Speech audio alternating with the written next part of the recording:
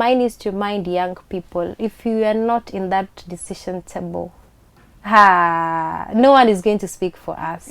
We need to be there. We need to raise our voices. We need to ask questions. We need to critique some of the decisions that our government is doing.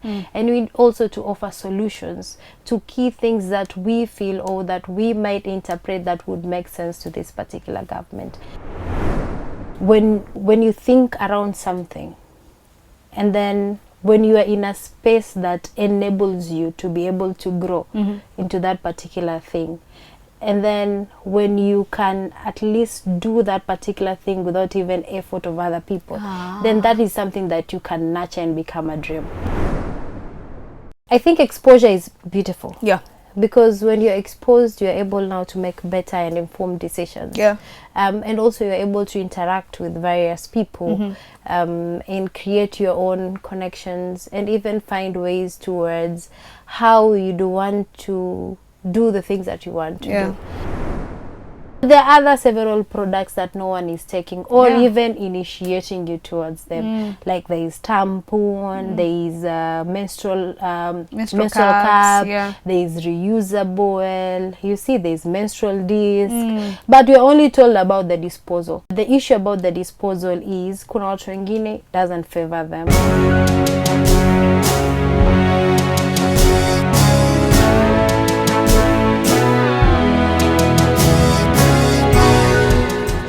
Everyone, welcome to yet another episode of Life in Focus here in Lifelines Network. Today we have an amazing guest, a guest who has so many great achievements, and I know that more are coming in her life. But before we get to our guest, I want to continue reminding you to do one thing that I've been doing for the last 10 episodes, that you go to our social media platforms and follow us, whether it's on Facebook, TikTok, Instagram, everywhere. Give us a follow, because that's where we post the updates on the videos that we post on our YouTube channel, that is Lifelines Network. Speaking of the YouTube channel, have you subscribed? If not, what are you waiting for? Now back in studio we have a guest who is a founder of a beautiful organization called Her Narrative, a guest who's doing amazing community work in the society, a guest who was a contender in one of the famous programs at KTN, and a guest who I know most of the youth, especially from Mombasa, when you see her, you're going to know her and know her work. Karibu sana. Thank you. I don't want to even mention your name because unajua kuna watu yule namjua. So I want you to introduce yourself and tell us a little bit about yourself. Thank you so much, Noni. My good name is Esha Mohammed. I'm delighted to be here today. And why? It's because this is a space for young people like myself and many other to be able to share their own narratives and stories. Why I say that as well is because I have seen several guests. You've been a fan. Exactly. I have seen a good friend. I saw Mboto here. I saw Minat just the other day as well here. So for me, that's a big step. And I think that was a gap that we have in Mombasa, because then we have very little. Not that we do not, but we have very little spaces where young people like myself and many other can be able to come and share their narrative. That's said and done. My good name again is Esha Mohammed. I work with and for young people within Mombasa County. I am the founder of an organization called Her Narrative CBO. We champion for the rights of girls and young women. We do advocacy on matters SRHR, gender-based violence, leadership, and even education. But also we incorporate the boy child. Beyond that, I work also with Swahili Pot-Up Foundation for a project called Case Management, where we support young people to be able to get to realize who they are through mentorship. So we do a mentorship program 4 months, and then after that we are able to create or enable them to know which pathway are they interested in. Beyond that, I have served several organizations. I have served at National Youth Council as a board member. By the way, National Youth Council is about to have elections. The ministry just the other day said they now through the cabinet meeting, they have allocated an amount of money for the elections that are coming or are underway. So we should look out on that, especially as young people. I also serve in Girls and Young Women Board by She Leads. So She Leads is a project that is in several countries, one included in Kenya. So I represent in that board. As a girl, I was a young woman from Kenya. So with others, we have someone from Uganda, we have Sierra Leone and other countries. So with that, we support them to be able to ensure that the project actually reaches or targets the beneficiary and also supports within the vision of how that would look like. I also serve in the secretary as the secretary of the youth thematic group within the CSO network. So in Mombasa, we have a CSO network for the coastal region, and within that there are several thematic areas. And with that as her narrative, we sit as the secretary. Personally, I am an ambassador and a champion for girls and young women. I do my work centered on that. So I do advocacy, and even if you look at my social media pages, that is what I've based myself on. It is youth, but with a bit of bias for girls and young women, because I know as a young woman myself, the nitty-gritties of the challenges that has or would have made us to at least not be able to get to where we'd want to achieve. Yeah. I love that. I think hearing about you and how you introduce yourself, it is all about work and work and work. Yes. And it's not just work, it's community work per se. Now, we want to get to know Esha, because I know when people look at you, they know about her narrative. Yes. They'll think about the board member somewhere. They'll think about somebody who advised them, somebody who inspires them. But it is important for the young, especially the young women watching you right now, to understand that to get where you are, it has been a journey. It has. We've had mistakes, we've had very good decisions, but it has been a journey. It has. And that journey is what we want to showcase. Yeah. So let's go back to the young Esha. The young Esha. The young Esha. Where did young Esha come from? So I actually have two homes, I'd say. I come from Kwale and Mombasa. And why I say that is because my parents are Digos. So they came all the way back. But we live in Mombasa and have lived in Mombasa all my life because they work in Mombasa. Okay. So Mombasa is also home and Kwale is also home. I have one sister and two brothers. So I've enjoyed to having siblings. Although I'm the third born, most people mistake me for a firstborn. I am not. Kwa firstborn ni ngumu hii maisha. I am not. I'm actually a third born. Within at home, and all through my life I feel I have tried to get my space even at home. And why I say that, because after high school I decided to, actually I was told there are two spaces. My mother told me to pick between two. That was either go do something in health or do education. And she said, because hapo ndo utapata kazi rahisi. Hapo ndo utapata kazi rahisi. That's a narrative that is in every household. Exactly. Hapo ndo utapata kazi rahisi. Either uko mwalimu ama uko nurse kwanza. So mimi nikasema no, let me just do education. But she gave me a leeway nikuwe mwalimu wa nini at least. So I decided to pick English and literature. So I did that. But then during my university, I did my university in Mombasa. I said, in as much as I'm doing education, I have gravitated myself into social work, because then that is where I started to volunteer. I volunteered with Red Cross, I volunteered with Huria, I was among the Human Rights Lab. They had a lab, so I was among those. So then I decided, no, I think I am gravitating more towards social work, and it's an interest that I have. So by then, my father will be like, hizi kazi zako za kuvolunteer, tu kuvolunteer.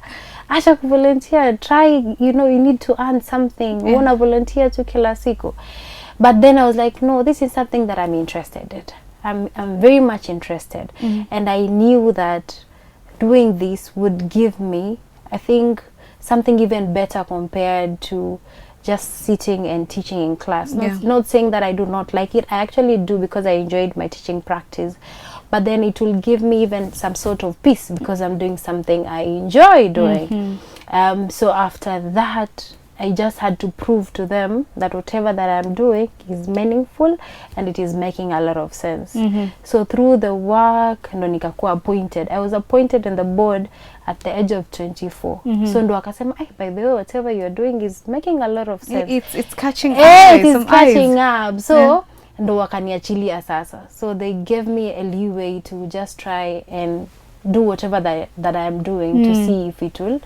But one thing that sometimes our parents may even make you not to take up whatever dreams that you're doing. Sometimes, not all the parents. The things that they say like, uko kuvolunteer, usiende, mbona unaenda, wewe ni msichana, nini.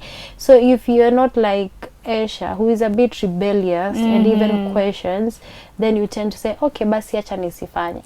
But if you try to just provoke, but in a good way, sisemi umtukane mzazi, no, but in a good way, just share your opinion. Let me just try this for a while. If it makes sense, well, good. If it doesn't, I will find a way towards doing maybe something that you're interested in. So basically that has been my journey, just to try and figure it out, to see whatever that I dream, because I have visions and also I have dreams to become one of the most important people in this country. Exactly. So how that journey would look like for me as a person, but also for the people that I work with or I am in contact with, because I believe whatever that you do is not just about you, it's about those people as well, because each step you make, they're also making a step with you. So now, the moment where your parent is telling you, wewe wacha kuvolunteer, wewe mtoto wa kike unashindwa kufanya kazi za bure. So what advice would you give to somebody who's watching you? And probably this morning they were told such words by, it doesn't have to be a parent. I think we are in a community where people are very free to give you their thoughts, and sometimes there are words that are not building you. So what would you tell such a young lady? I think one is to understand the point of view of where the parent or the person is telling you is coming from. And I understood that from my parents, because hakuna mzazi mi wanasema anataka mtoto wake asiperform ama sikue mzuri ama si grow to that good person that they are. So you just need to understand where they coming from. And then after you've understood, you need to be able to find a way to sit them down. Now finding a way is different from different people. Kuna mtu ambaye mzazi wake hata msikizi, hakuna cha kufind a way. So unaangalia labda ni kitu gani mzazi wako anapenda, ndo uweze kumentice. Unaona, you find. Kila mtu anajua chenye lazima ujue kuentice. Lazima ujue kuentice. Ndo upate ile favor ya kwamba anaweza kukusikiza ama anaweza kukuelewa. But also sometimes you bring in other people. It could be your aunts or your cousins, just to shed light on whatever dream that you're interested in. Because if you do not do that, you'd have mtaika tension kwa nyumba, because mtakuwa mko separate wewe na wazazi wako. And for me at some point it happened, because I felt like no one is listening to me. This is what I want, but I'm not getting that. It was only my mother said, "Wewe na msikiza tu babako," but hakuna kumsikiza babako at that moment, because you know, if given a chance ikitu tunaweza fanya. So with that, then it builds you fast. It builds you to be able to speak up for yourself, and not venye watu wanafikiria sijui unaamka unamtukana mzazi. No, in a diplomatic way. Tunaelewana. Angalia mama, mimi naona unipe 2 years, I work on whatever that I'm interested in, and then tutaangalia hii maneno after 2 years. Sasa hiyo 2 years inaweza ifike na vitu vingi zinaweza fanyika in between. You see, so then mzazi anapata ile buy in kidogo, and then now inafika 2 years, labda bado mwenyewe uko interested, naambia ile 2 years imefika, you look for something else. Yes, until whatever that you anticipate, because I'm sure when you are making that particular decision, you're not seated. Sindio? Uko mbio. Sindio? So kama uko that mbio, lazima utaona impact. I said I was a volunteer, and then I got employed. currently I am working again. So you see, so someone sees by the way the progress. So 2 years is a big of time. It's a long time, but even with that particular time, you can do so many things. If you are goal oriented, if you know where your interests lie, and even depending on the relationships that you have built, then they can take you from zero to at least a place that someone can say, by the way, let's give this person a chance. Yes, that makes sense. Yes. Now, we all have dreams. Yes, we do. Everybody has a dream in this world. How do you get to a point where you're like, okay, this dream is worth fighting for. This dream is worth even me sitting down with my parents and talking to them about it. And some of these dreams, sad to say, but they go against sometimes our religion, our community, our family structure. So how do you get to decide that this dream is worth fighting for? Imagine sometimes, I think even the wale watu wako na pesa mingi pia sometimes they question themselves, you know.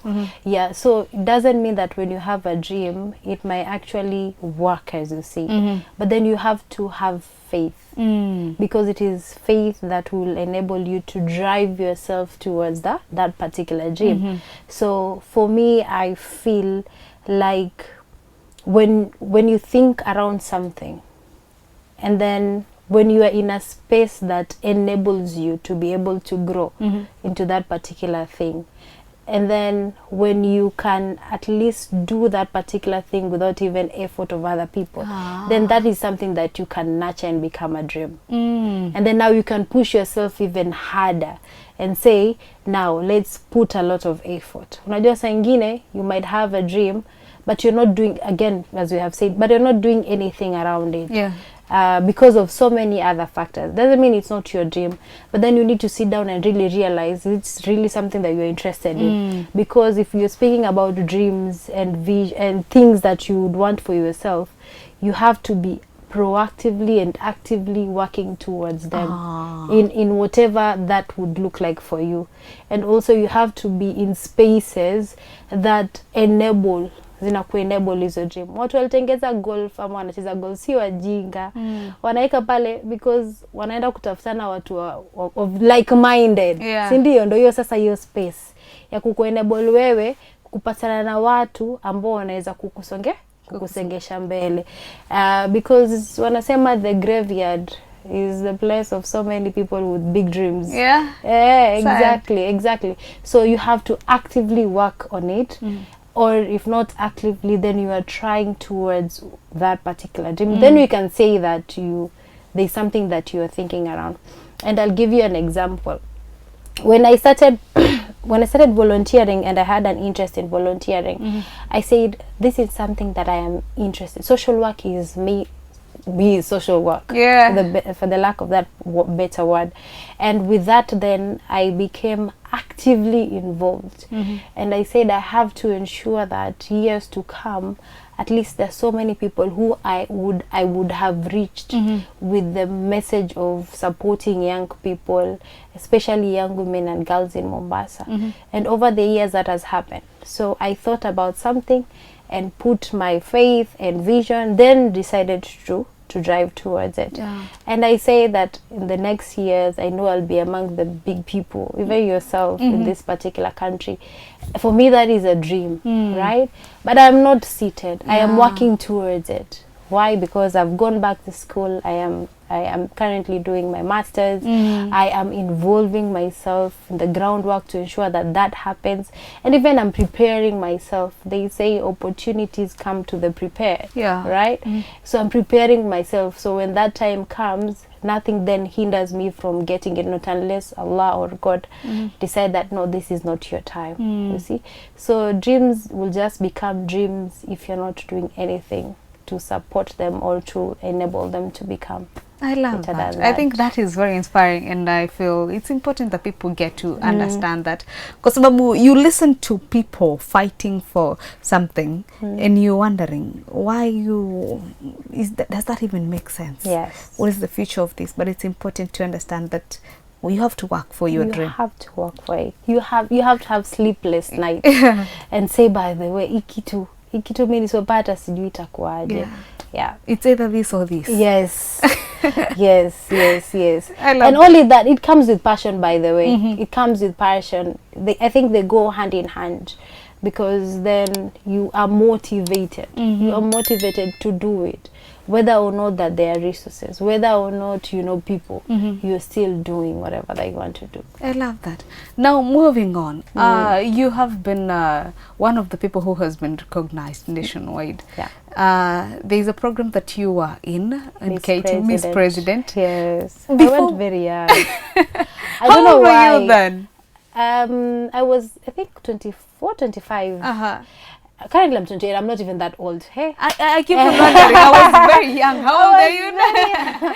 I was very young. No, you know why?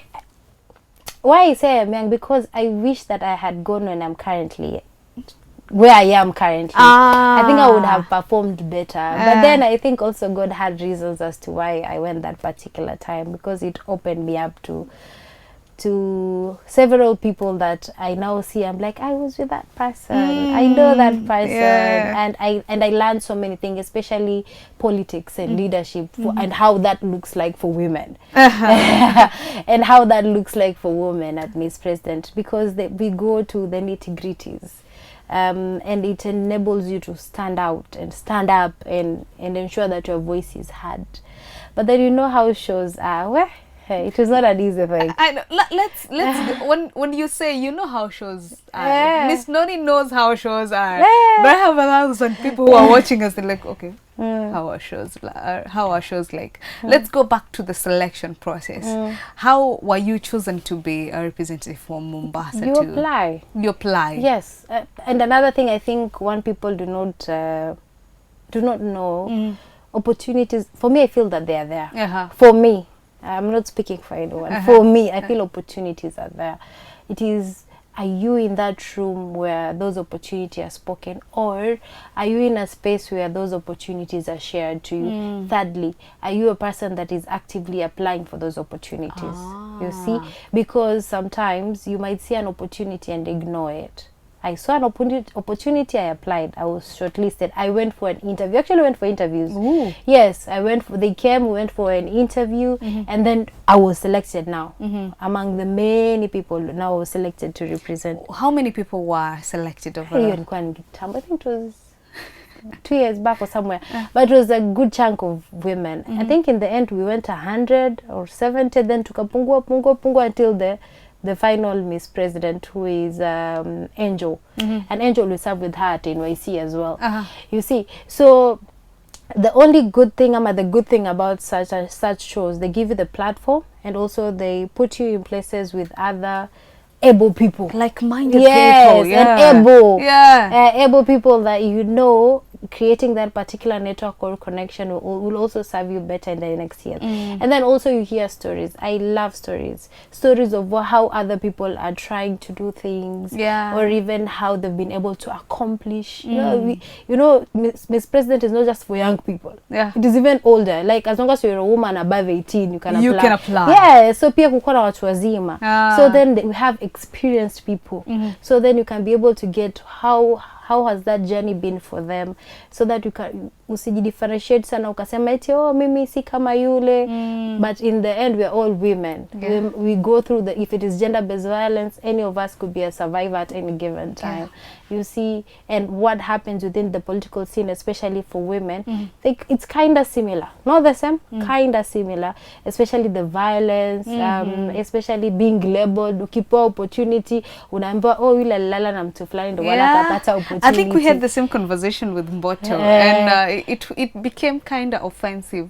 Because we got to question, why is every opportunity labeled with that? Aren't we qualified enough? Aren't we smart enough? Aren't we enough to get these opportunities? So I get here. Now utapata maybe the lady had gone through up and downs. They're very hardworking, by the way. And then amepata, maybe she's nominated or appointed somewhere, unaambiwa no huyu. It's because, and then also how harassment happens in the different genders. And I give you a case scenario. Look at what just the other day, I think the president of Tanzania, alipelekwa alitukano. She was harassed left, right and center. Yeah. And look at ile matusi watu wanampea vis-a-vis if it could be a male counterpart. They do not feed. Hata zingine zisemeki kwa nani. Yeah. So those then experiences are quite similar for all of us, and that is what Miss President gives.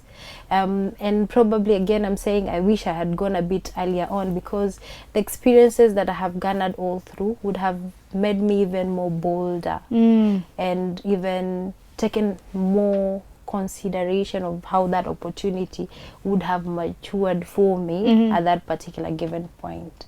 So again, we apply for an opportunity, be in spaces where you can see those opportunities, and then be active or proactive to put in your application. Hakuna mtu atakufuata kwenu akwambia ndo hii hapa opportunity, apply. Yeah. Yes. So when people see me, they're like, how did you get them? I apply. Apply. The other day there's a program that I went to the US. It's called Community Exchange Program. And we are having a conversation at Swahili Port Hub for the alumni, the US Department alumni.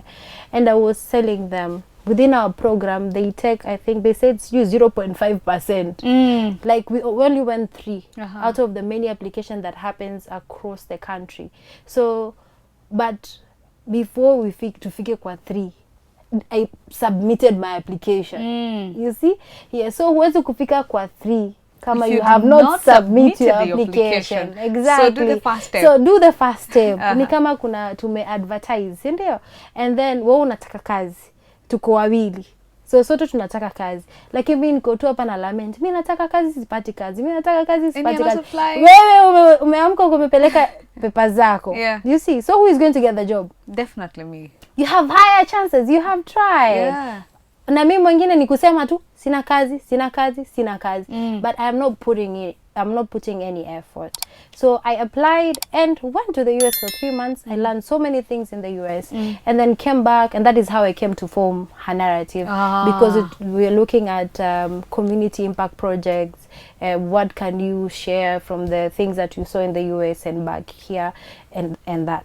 And then the other thing, maybe I'll be deviating a little bit, but I think the other thing that is very important is relationship building. I usually say it 100%. And not just relationship building, but meaningful relationship building. How do you ensure that you can be able to get a call and be told, by the way, there's this and this that is happening, would you be interested? How do you ensure that you're in platforms that those opportunities are existing? How do you ensure that you know who is who? Sa ingine tuseme eti ni tribalism, ni nepotism. That happens, yes. But then before that happened, people build relationships. Yes, before we go to that, you realize people build these relationships. And hata ikifika huko kwa nepotism, utasikia mtu amesema, yule mtu fulani yojua na sijui na nani, yojua na nani, yojua na nani, yojua na nani, you see. So it is those relationships. And this also, I'll give it a story. So after I came back from the US, I think it was in 2023, this board that I am, the She Leads Global and Young Women Board, there's a lady from Mali we met. And so after we've had several conversations, she was like, by the way, Esha, there is this and this and this, apply. You see? Yeah. You see the relationship that we had formed. So there's this and this, apply. So I applied. So it became another trip to go to Italy for women. It was a Women 7 Summit. And we are advising the G7 on issues, gender issues. But then I realized if I had not formed that particular relationship, I would not have gotten this particular opportunity. So that is also something that is very critical that I feel most young people do not take into consideration. That is relationship building. Build meaningful relationships. Yes, meaningful relationships. Thank you for that. I think it's very inspiring to listen to your journey, because most of the time when we are looking at a leader, we're thinking of baba yake alikuwa, yes, mama yake alikuwa, uncle yake ndo alimpeleka. But for you, you are a person who has built from volunteering to a point where you are seated on global platforms talking about issues women. That is very inspiring for Yes. For a young lady out there. So speaking of, I want to go to, after you finished the Miss President, yes. What would you say was the biggest lesson that you took home? From Miss President, I think our struggles might be different, but we have so many similarities as women. In as much as we might look at it in any other way, but we have so many similarities, especially when we would want to share our agenda of being taken maybe as a member of parliament or as a leader in general. We share a lot of similarities, especially when we talk about issues harassment and then also issues of resources. Ukitaka kusimama sahi lazima ukuwe na pesa kiwango fulani ku campaign. But you realize most women are dependent on their husbands, are dependent on their families. A number of them are not still earning and living independently. And if they're earning, it is not that huge amount that zinaweza kumsaidia politically. You see, so then it becomes hard for them. So tunalalamika 2/3 gender rule, but you're not giving our women enough support to be able to show their interest of wanting a particular seat. You see? So tunalalamika, tunasema mkiambiwa mjitokeze amjitokeze, lakini tunajitokeza vipi? Huwa tunasema sisi kama wanawake tumekuwa huwa nasema men are privileged from the day that they are born. And when I speak about women, people say unatetea, nasema no, si watetei, lakini that is the reality. When a man is akikuwa tu mdogo, the privileges are coming. Unaona, anaruhusiwa mwanzo kutoka, anaruhusiwa ku make their own decision, anaruhusiwa kufanya ABCD, everything is. Lakini for you, before even you come out and say, unaanza kufikiria sasa hapa nasemaje? Nataka kutoka. Nataka kutoka. Nasemaje hapa nataka kutoka? You see, it takes a bit of time for us to get to that. And then now ukifika sasa for example where you are able to utaulizwa umeolewa. Uko na pesa ngapi kwa mfuko? You see, unakuja kutumbia nini mwanzo katika hizi spaces? You see, so it becomes a huge challenge. It becomes a huge barrier. And then it cuts across. Utasema tuko 2025, but you're still going through a number of things that that I think the same question that a leader was asked years ago. A certain famous leader was really taunted for being a divorcee.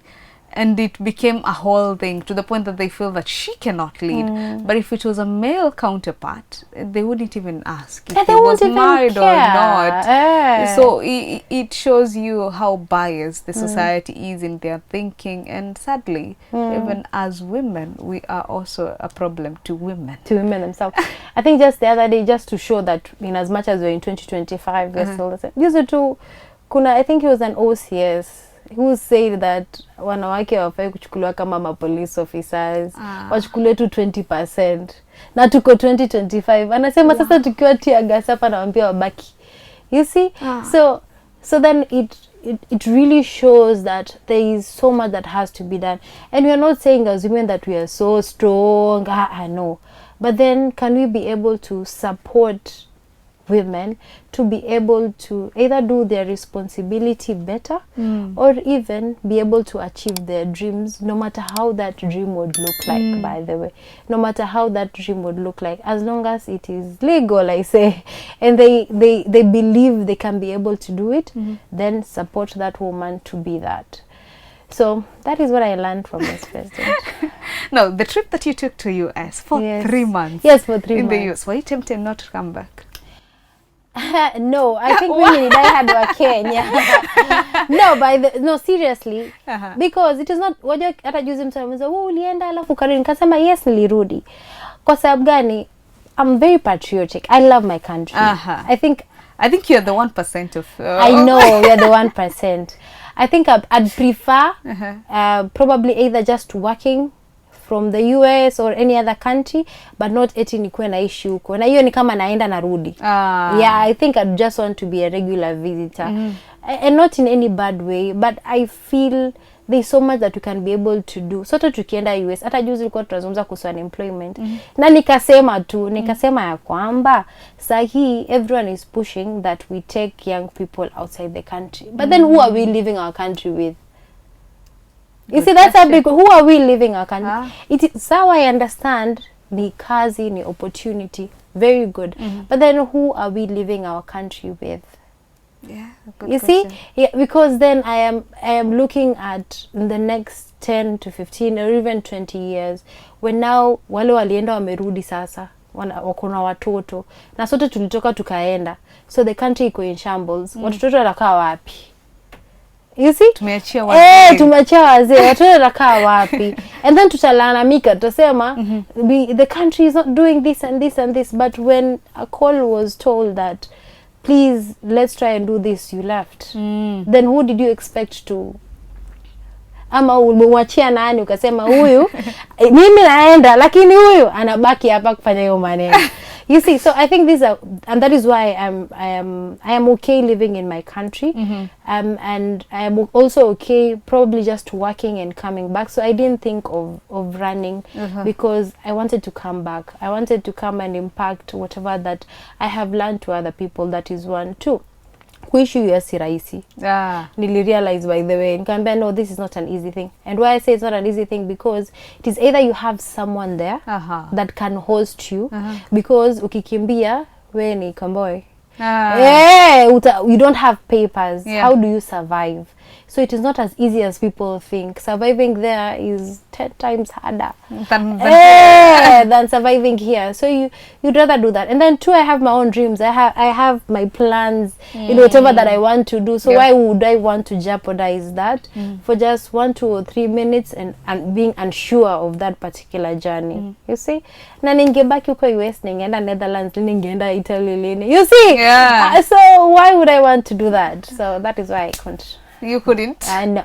I have so many things to do. Speaking of the US, tell me about the experience there. How were the 3 months? It was nice. It was, so I was placed in an organization that is working around governance and civic space. And that is my area. I enjoy governance and civic space.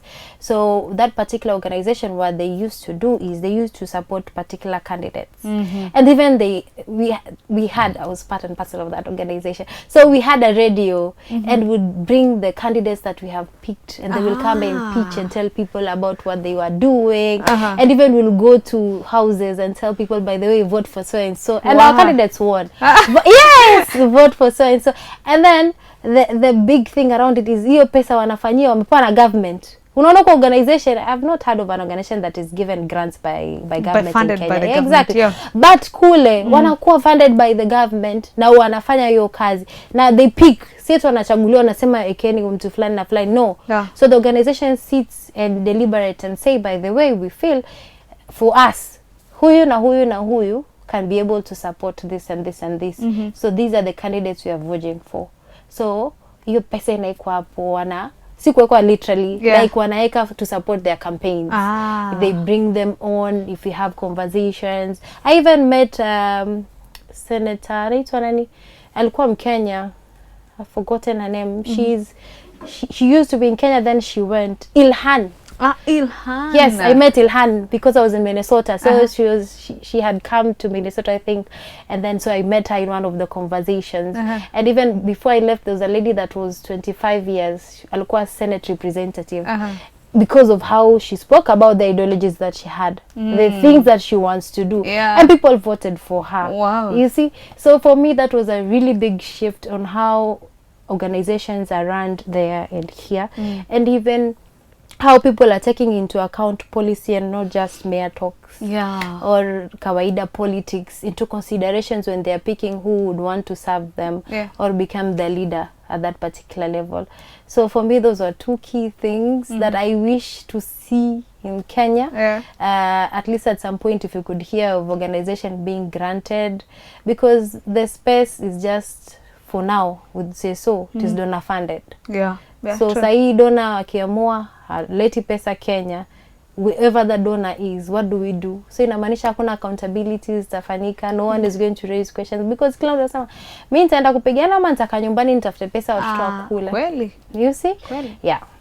So all the lessons that you got there, what would you say is something that you wish the government could implement, like right now?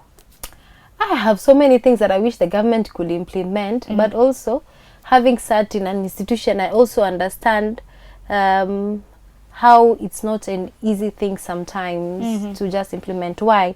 Because we decided, I don't know how it was decided, but there's a lot of bureaucracy in government. There's a lot of bureaucracy. So for you to make a decision, it takes a lot of time. And a lot of people. Yes, and a lot, thank you, and a lot of people. So before, say kama for example, say talalamika, hakuna stadium, lakini mpaka stadium ijengwe, it will take us, for example, 10 years. And I think even they were wise in the decision, because if you ukifanya vitu rahisi tu, hapo ndo urahisi wa kuiba pesa unatokea pia. Unaona, because then unajua tukifanya hivi na hivi tushamaliza history. Lakini mpaka so and so assign ipite kwa hapa, wananchi waulizwe, wananchi wakubali, iregesho ikuwe debated in parliament approve. You see all that process until a decision is made, it takes a bit of time. So I think there are so many things that I'd like, for example, now the education sector, I think it's drooling. Vijana wetu wanapata shida to stay in school currently because of the funding model that imewekwa. So if they can look at education, and why I'm particular of education, because one, I'm an educator, so I know what it means to be educated, and we have that a little bit of conversation earlier on. But secondly, education enables you. It enables you to become whoever that you want to become. And I'm not saying ukimaliza sasa utapata kazi, lakini hautakaa nde. You'll find a way to figure it out. So if they can focus on education, that will be perfect. And another place if they can focus on is health. And why health? Kama hauko mzima, kuna kitu unaweza kufanya. Na sasa kuna shida, watu tuna shida na SHA. Kuna watu bado haijawafanyia kazi. So then how do we ensure that SHA works and works for everyone? Yes. So for us, for example, I have seen my mother when was ill, alipelekwa hospitali na SHA, but kuna watu labda paka sahi wanapata challenge ku access pesa ama SHA. How do we support to ensure that SHA works? The other one is the government should look at its young people. The young people are the pillar of this particular country. And statistics says you're more than 75% of the Kenyan's population. So it means we need to ensure that all the eyes and ears of the government are on the young people. Because then if you're able to grow them and if you're able to support them, wao ndo tutongezea revenue ambayo itatusaidia. But kama most of them wako unemployed, government inatoa wapi pesa? Unaona? But if you're able to secure employment, and we know that the government is just an enabler. Si eti wao ndo wanatengeza hizo kazi. Just an enabler. I'm ensuring that the environment is conducive for entrepreneurs or even for business people within the country. But then if they can be able to do that holistically, then we can see an increase of our young people within employment in our country. At least in our country. Kutafuta visa. Not tutafute, lakini tuende kutravel. Send a holiday. See eti kwenda kuwork in a foreign country, which is also okay. I'm not saying that it's not, but then I'd like for us to just love our own and just enable it to grow. Because if all of us can be able to earn an income and pay a little bit of taxes, our country can run. The US is running on taxes, right? Ndio maana tunasema US imekuwa anything is you can be able to get whatever that you want. But then hapa revenue zetu labda ni kidogo. Unaona? So we cannot be able to do much. So if those three things can be able to work, I think, because I know it cuts across, lakini there are so many others, but those three should be enough. I think for the rest, we are going to invite you here and tell you, Esha, today we just want you to tell the government what you want. What I want for today. For today, we handle the three. Now you've been to the US, you've been to Italy, you've been to the Netherlands, and all these has been as a result of your work. As a community service worker. So tell me, in all these countries, what was your carry home? Because you've told us something that you took from the US. But you've been to Italy, the land of pasta. Then you went to Netherlands. It's very religious, actually. Ooh. Kule ndo mapadri wametoka huko. I went to Rome, Rome, Italy. There's so many things. I think exposure is beautiful. Yeah. Because when you're exposed, you're able now to make better and informed decisions. Yeah. And also you're able to interact with various people and create your own connections and even find ways towards how you do want to do the things that you want to do. You see, so for me, one key learning is we need to ensure most of our young people are as exposed, and not just with countries, but with just different surroundings. Yeah. Like kama umezaliwa Mombasa, si lazima uishi miaka yako yote Mombasa. You can decide, exactly, you can decide to carry your bags and go to Kwale. Yeah. You can decide then to carry your bags and go to Kilifi. Yeah. Especially when you're in your 20s. Yeah. For me, I feel your 20s is a big room for you to make mistakes and learn. Yes, it is time for you to ensure that you do not leave any stone untouched, because after 30 then you become more serious with life and say, now you grow up. I have made so many things, I have seen so many things, and in the many things that I have done, this one is what I want to stick with for the rest of my life. So while especially for my 20s girlies and young people like myself, use your 20s to make good mistakes. Yes. Learning mistakes. Yes, learning mistakes. Not the bad ones. Not the bad ones, yes. Good mistakes. And I mean, you can decide to hope and find this is not working, let me try this, let me try this, let me try this. You can decide to get out of your comfort zone and do 1, 2, 3, 1, 2, 3. Because then that is how you learn. Yeah. If you do not do that, where do you expect to learn again? True. Where do you expect? Hakuna mahali ingine. So use your 20s wisely, and that is how you can use your 20s wisely. Wanasema in your 20s is where you make the best connections. Yeah. Because imagine if you meet someone on your 20s, mkikutana on your 40s, mtakuwa kama maidiz somewhere. Yeah. So in your 20s is where you make connections, you expose yourself, you make mistakes, learn from your mistakes, wake up, get up again and do something else, which is totally okay. Cry yourself out, dust your tears, stand once again. So I think that is one thing that I'd really push on. Use your 20s wisely to make mistakes. Make mistakes. I love that. There's somebody who told me that the friends we make now are the connections that we'll be telling our children about. Utaambia by the way, kuna aunti yako mali fulani. Go to her, mwambie kuchukue intern. Alafu sasa watu watalalamika, watasema mnachukana kujuana. But we made meaningful relationships. You see, in our 20s. I love that. Yes. Now, after leaving the US, her narrative was born. Yes. Tell me about her narrative and what the organization is all about. And tell me, just introduce her narrative. Her narrative, we are still growing, but in our growth, we have found our space, especially in advocating for girls and young women within the greater Mombasa, but more so particular in Mombasa and Kisauni. And it's my plea that whoever is interested to partner and support the work that we do, first you can follow us on our social media handles, but even you can reach out to us and tell us we'd love this. So some of the programs we have done is we have done an advocacy training to young women, for them to be able to just raise their voice on issues that either are of interest to them or they would like change within their particular setup or community, but also talk about matters sexual reproductive health and rights, but with a specific interest on menstruation and menstrual hygiene.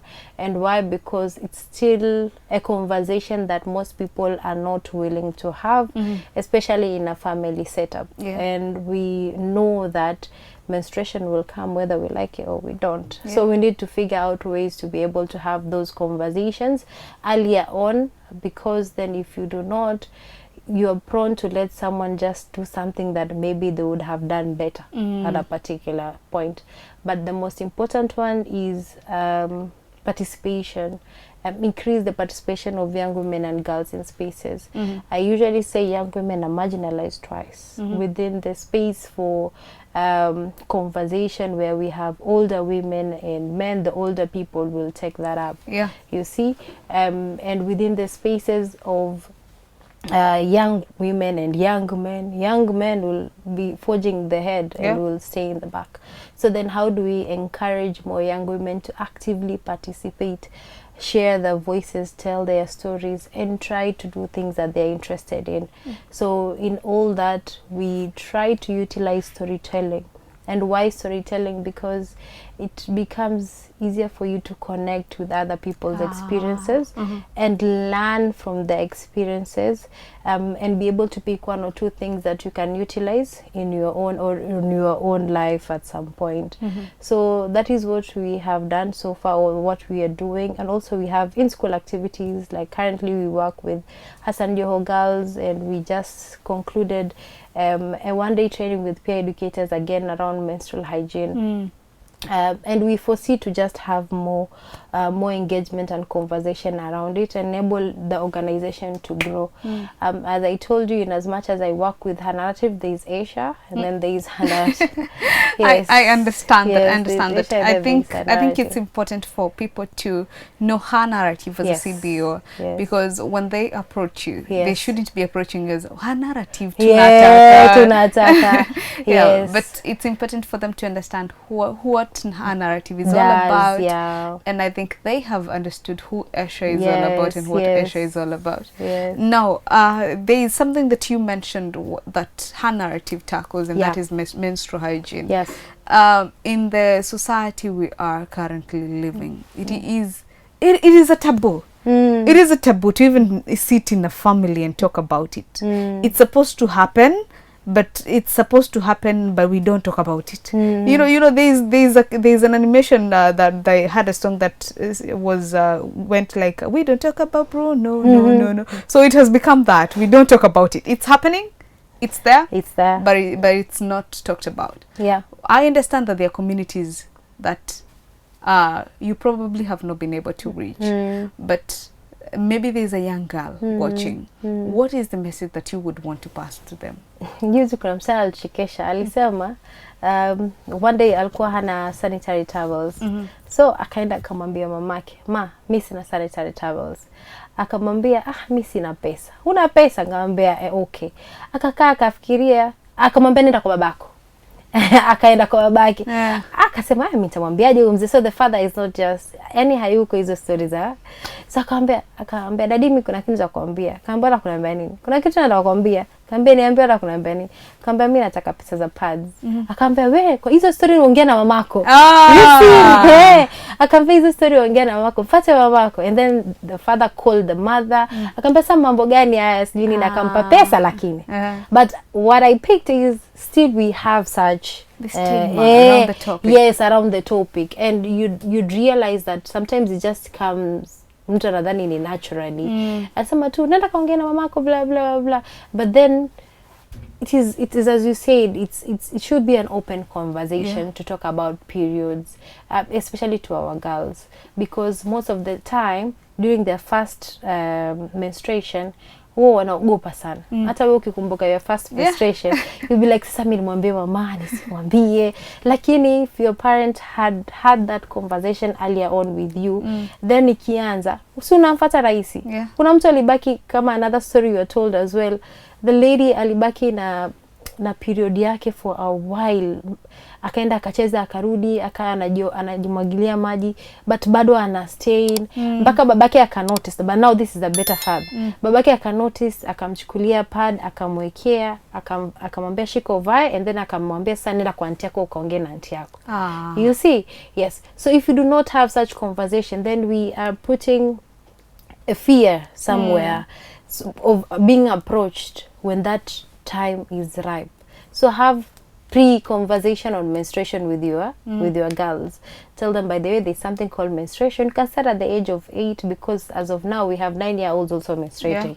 So you can start at the age of 8. There's something called menstruation. It might happen to you. If it does, please come to me. I will help you out. You do not have to go to the details, but then start it, so that when it starts, she can come and say, by the way, ma, nimeanza ile period, so how do I go about it? Then you take them through it. That is one. Another conversation around menstruation that people do not talk about is the products. When you talk about menstruation, people just think of what? They just think of disposable sanitary towels. But there are other several products that no one is taking or even initiating you towards them. Like there is tampon, there is menstrual cup, there is reusable, you see there is menstrual disc. But we're only told about the disposal. And the bad thing about not the bad thing, but the issue about the disposal is kuna watu wengine doesn't favor them. To mean maybe they get rashes or it itches them, they feel discomfort. So if, for example, they knew about these other ones, see, they would try and pick one that is best for them. Yes. So when we have conversation on menstruation, rarely do we talk about these other. We just pick one and decide that huyu avai tu hii peke yake. So later in life anakuja kurealize, by the way, mbona hukuniambia kuhusu hizi zingine, maybe hizi zingine zingenifaa. Na pia tukiongea kuhusu disposal kuna various. So usimwapie mtoto tu one brand na labda anaweza kwa market akaangalia hii brand inanisumbua, acha nijaribu brand nyingine. Ama mimi staki disposal, acha nitumie tampon. Na kuna myths around this, especially the menstrual cup and the tampon around breaking virginity. But then I usually ask, what is virginity in itself? Yes, what is virginity in itself? Because if you do not understand virginity, then how do you even speak that in a vunja virginity? Now there is a question that might be controversial, but it is also very important because I know there is a single dad somewhere who's raising daughters. Do you think that this topic should be, you know, just be talked about by women, or is it something that men can also be conversant about and even have those discussions with the daughters? I think they should, because then that is how they become able to support them better. If you do not have, and if you do not know, you cannot support, because utapata labda haujui sasa kuhusu menstrual products, you've given her products and she's itching and so she's quiet and you're quiet and anasafa na menyamaza. One. Pia unaweza kupata she's going through period pain, you do not know how to support. Hujui kama kuna zile warm bottles unaika maji unamsaidia, hujui kama kuna dawa anaweza kukunywa ikamsaidia, hujui, so you do not know. And that is the bad thing about it, if you're not willing. And sometimes people say, oh, because we're not brought forth, we're not told. But why wait till you're told, while you can get this information anywhere currently around menstruation and support your daughter better? Why wait? Like, why wait until someone comes and tell you, sit down, this is menstruation? You can get the information and yourself. You can get, and also most of the time most of us tukiwa nani, I think even primary tukizungumza kuhusu reproductive nani, the anatomy, there's a point we talked about menstruation, I remember, even in high school. But hear me out. Yes, we talked about it, but it was theoretical. No, at least hiyo ilikuwa inakuanzia. That is what I'm saying. So kusearch about menstruation then haikuwa difficult. Si kama like you are green. So we are not in green zone. We are at least intermediate. So now it is, by the way, so I have a daughter now and she's about to get to those particular times. Let me Google about menstruation so that I can know how to support it. I saw something with I think Obina. Obina, one of the daughters, started her menstruation. And they had that particular conversation, but Obina wasn't there when she started. And he actually felt bad because then he didn't know. You see, then he knows just that hakuwa, for example. Na pia in as much as hakuwa, he made a call and said, my daughter, support my daughter in this and this. You see, so it needs self-motivation for you to get somewhere. So that is my ask, that they become motivated to want to know. And then they'd have, at least they'd adequately prepare themselves to support their kids better. Ndo mtu asiumo unamwangalia. Unasema tu hizo ni vitu za kisichana. Kwanza kuvumilia. Anakwambia tu hizo ni vitu za kisichana. Na unaumwa. And you also you need to know that you're not supposed to be in too much pain on your periods. And even the pain in itself, inafaa ukwetu, you feel a bit of discomfort. But it should be pain.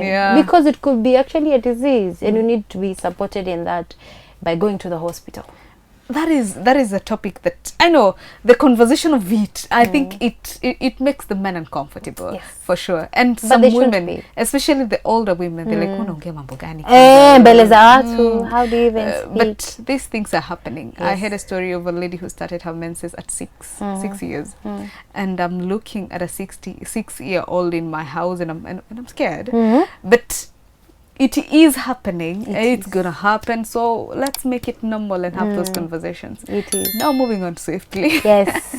I think we're going to come back to this topic one of these days. Let us have a whole conversation. I enjoy talking about, not that I enjoy, but I like talking about menstruation. It's important. Yes. It's important. Because if you do not, then how do you even yourself? Yeah. How do you support yourself? Because you've already have ukona preconceived notions that it's supposed to be this way. I'm supposed to be using this. Because, for example, I'll give an example about myself. When I started my period, mwanzo zilianza ziniume and then nikakuwa zinaniuma. So zilivyokuwa zimeanza kuniuma, I started taking medications. But then siku moja nikasema, si leo nitumie tu hii hot water bottle. Yeah. So nilivyotumia, imagine I didn't use the pill. So it's the experimentation. Yes, you try, exactly. Yeah. So wewe you are like, too, let me use this and this. Now the more you use hizo dawa inakuwa kawaida. And then itakuwa mwisho haikusaidi. So badala ufikie huko, experiment. Sema, let me try this. You're just trying. And then you see if it is working with you. Now, there's a question before we finish this whole topic. Yes. There are ladies who go through extreme pains. Yes. I know I've had stories of endometriosis, something that I have struggled with for a while. No, so sorry. I understand that it is something that is very common. People are experiencing these things. So a question now rises. And they know it later on. Yes. A question now rises. How do somebody seek help? There is a 9-year-old somewhere who's going through unimaginable pain right now, and they do not understand because ameambiwa vumilia na mzazi, ameambiwa hii mambo ya kisichana na baba yake, mwalimu amemwambia wewe unakataa shule because it happens. Utaki kusoma. Kila mtu anapitia. So what would you tell such a person? First, you need to know you're normal. I need to start with that.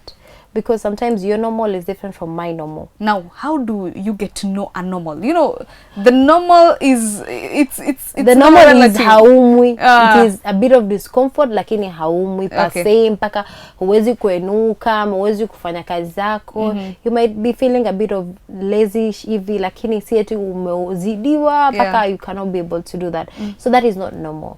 But anytime you feel a discomfort that does not haingiani na mwili wako, go to the hospital. That is what I can say. So for example, kama mamake yeye haja take up, I feel bad because that kid, the mother should be at the forefront to try and support and be there for the kid. But then if doesn't, they should just get someone else's help. Sometimes a parent might listen to someone else. By the way, mtoto anaumwa, sumwangalie, sumsaidie hapa na hapa. And then I take into consideration na ampeleke wapi? Hospital. Because a 6-year-old ni mdogo sana kujipeleka mwenye hospital. Or an 8 years old or a 9 years old. Because I have a niece around 9. So yeye mwenye mpaka apeleke hospitali. So lazima mama ama baba ajikumwike. Aseme, by the way, whatever that you're feeling is not... It's not normal. Yes, you should go to the hospital and get checked and maybe you're going to feel better. Because even usually when we did our activity just recently in school, and the girl was saying, mi pelikuwa naumwa, nikapelekwa hospitali, nikarealize kumbe I am starting, niko kwa hiyo endometriosis inaanza. You see, mpaka aende. Na nimesema saa ingine watu wanazipata later on because you assume periods should be painful. But they shouldn't be as painful as people are putting them. So if they are, you go and check. Unaona? Yes, na sasa kuna magonjwa pia, kuna fibroids. Nenda kaangaliwe. Just have some time to check yourself out before things escalate to. Now, I think it's also very important to have a discussion with the health practitioners. Because I feel when you go as a young lady, you're 12, you're going to the hospital and you're talking about period pains, the first thing, where katulie, itaisha. But it's important for them to actually check you. Yes. Okay. It's really, really important. It's important. And again, maybe it's a call out to them to support. But we have youth-friendly centers. Like kama Bamburi Kisauni iko pale Bamburi Mwisho. You can visit such spaces and they can support you better. So if you feel maybe an institution or a health institution is not giving you hiyo space ama hiyo nani ya kujieleza vizuri, you try another institution. Please don't just stay. I think we have so many options and varieties that people could look at. Let's not just block our mind when we know and you're like, then the no is everywhere. Bas, nishamalizana na hii story. Exactly. I love now moving on from her narrative. You also do something to do with advocacy. Yes, I do. And I love advocacy work. So tell me about the advocacy that her narrative is doing. We do, again, as I said, girls and young women advocate, and not just in her narrative. I think I've positioned myself to champion issues, youth and young women and girls. And why I do that, because I feel the space has yet to accept our involvement in such issues, especially within the advocacy space, because you'll be told probably huna experience, what can you tell us, what are you offering, you're pretty young, a lot of shenanigans that even do not make sense. What I usually tell people is, as long as you have your information and you have done your good research, then you can be able to support and even be in the advocacy space for that particular while. Especially participation. Young people's and young women participation in spaces. It could be leadership, political, civic participation. I think it's prudent, and we saw that last year. Siku hizi tunasema independence yetu ilikuwa 2024 June 25th. That is when we gained our independence. As young women. As young people. In totality. Yes, hiyo ndio siku yetu tulipata independence, because we realize the importance of us participating and asking questions and ensuring that we are holding our leaders accountable. But it shouldn't stop at that. It should be also putting ourselves out there to be able to take leadership by the by the head, because then sometimes it takes you to be in a space for you to advocate for the people or people who are like you. You see, when you are kama umekaa kando and you allow other people to speak about you, they will not speak for you the way you would have speak for yourself. Yes, so that is the kind of advocacy. How do we increase the number of young people within various spaces to be able to hear the voices of young people at the grassroots level, coming out strongly, raising concern about issues health, about issues education, about issues extrajudicial killings that are happening, about the abductions that are happening to other young people, about the intrusion of just social media. Sasa tunaambiwa tuanza kulipa taxes kwa social media, you see. So the things or the avenues ambazo sisi labda zinatuingizia income ama vitu ambazo vinatuumiza, we need to be the ones at the forefront talking about these things, not just political elites. You see, and that is why when I started, I said I love such spaces now given or even that are appreciating and allow young people to share the voices of things that matter, because if you have more of these, it means more voices could be heard, especially within the coastal region. Unajua watu wako Nairobi wako na benefit kidogo, because Citizen TV na cover, they have a segment for young people every Friday. But sasa sisi wenye tuko Nairobi, sisi tumwatengeneze life in focus is our space. So that is why I'm excited. I'm excited about this. So that is the kind of advocacy that we do, even beyond her narrative at Swahili Pot Hub. Wherever I am in, it is how do we increase the participation of young people, and also young women and girls in these spaces, in these advocacy spaces, or in leadership spaces, or in civic participation spaces, so that they can raise their concerns and be vocal enough for people to say, by the way, we need to work on this and this. I think we did that June 25th when the president decided to reshuffle his cabinet. So it can happen. So we need more of that. I love that. I love the conversation that we've had today. It's very diverse. Yes, so many on one side we're talking about menstruation, the other side we're talking about politics. Exactly. So it shows you how diverse you are and the amazing work that you're doing. It's been an honor. I've been waiting for this interview for so long. I talked to James and he told me that you aren't available. Yes, and I was so hard. I was so hard. So I'm actually very glad that we got to have this sit down and have this conversation. So we are about to finish the interview. We've had more than an hour by of the talking. way. We didn't even take a break. I can't. So I want to give you a chance to give us a parting shot. Yeah. And then we will finish this one. First, I'd like to appreciate Life in Focus for this particular opportunity, and I believe most of us should be in this set. Yeah. To be able to share our stories and also to be able to articulate issues that matter. Because I believe this is the space to do so. Yeah. And you never know who is listening. We always say that. So whenever that call comes in for you to come, please show up and prepare yourself to just share your story. Yeah. So thank you so much for this opportunity. But mine is to remind young people, if you are not in that decision table, no one is going to speak for us. Yeah. We need to be there. We need to raise our voices. We need to ask questions. We need to critique some of the decisions that our government is doing. And we need also to offer solutions to key things that we feel or that we might interpret that would make sense to this particular government. We cannot be silent, especially in this time, in this period where so many things are happening. We cannot say that, oh, someone else is going to say that on behalf of us. We have to be the one to say what we feel, because we are the ones experiencing as Gen Zs, because I am a Gen Z myself. Yeah, so we need to do that. I think that is the most important and critical thing that each and every young person that is looking at me today should take, that your voice matters and should be heard.